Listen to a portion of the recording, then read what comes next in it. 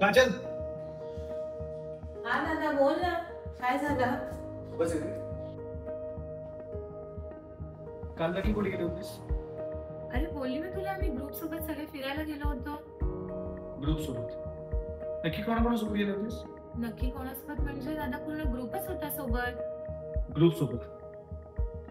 मग हा कोण आहे मुलगा? अरे दादा हा विकी आहे, तुला माहिती आहे ना, चांगला मुलगा आहे. हे बघ, फोटोज बद्दल मला काय नाही, पण तो मुलगा चांगला नाही. दादा खरंच तो चांगला मुलगा आहे. चांगला मुलगा. मी मुलांमध्ये फिरतो, मला माहिती मुलं कशी असतात. सिरियसली म्हणजे तू त्याला अजून भेटला पण नाहीस आणि तू त्याला जज सुद्धा केलंस?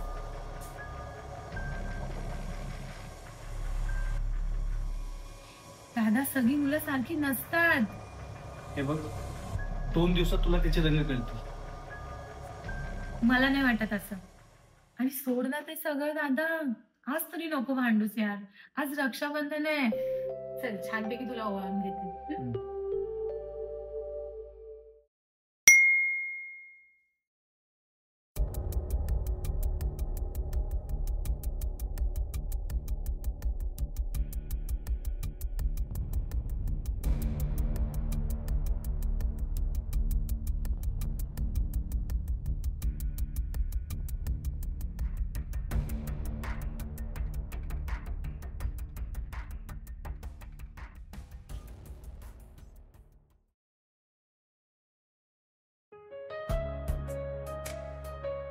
छानपैकी ओवाळून घेते तुला.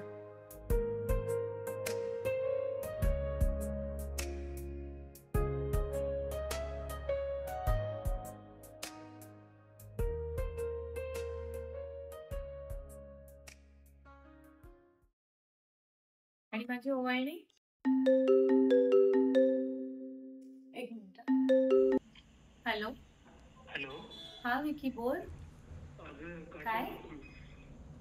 सॉरी. कशाबद्दल? मी तुला मेसेज केला ना त्याबद्दल. कोणते मेसेज? जाऊ ना, खरंच सॉरी काजल ताई. अरे ताई वगैरे काय बोलतोस तू? जाऊ दे तर मी तुमचा फोन बाय बाय. अरे विकी हॅलो हॅलो. अरे तू मला सॉरी का बोलतोय? मेसेज वाच त्याची.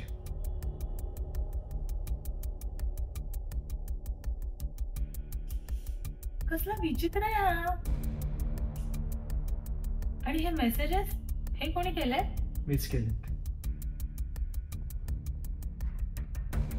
मी काजलचा भाऊ बोलतोय.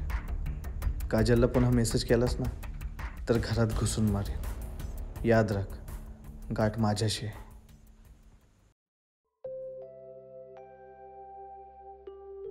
तूच म्हटली होतीस ना, सगळी मुलं सारखी नसतात.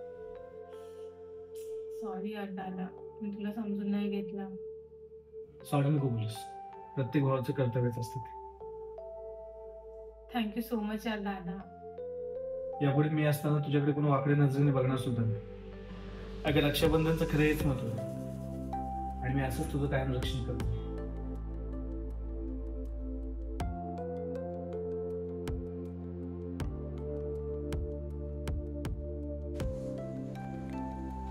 रक्षाबंधनचं खरं महत्त्व फक्त भेटवस्तू किंवा मिठाई खाऊन तोंड गोड करण्यापुरतं नाही, तर प्रत्येक भावाने आपल्या बहिणीचं अशा हरामखोरांपासून रक्षण केलं पाहिजे. आणि हीच त्या भावाची आपल्या बहिणीला खरी ओवाळणी असेल.